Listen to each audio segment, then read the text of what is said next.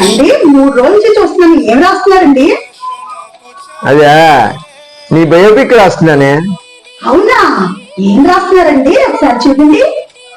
నా ప్రియమైన శ్రీమతి జీవిత చరిత్రకి సుస్వాగతం.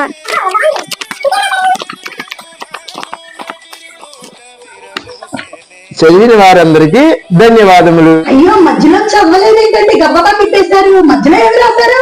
చదవనా? చదవండి. మా శ్రీమతి ఈ రోజు అలిగింది.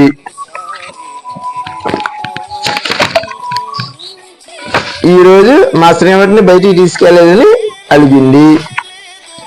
ఈ రోజు శ్రీమతికి టీ ఇవ్వలేదని చెప్పి అలిగింది.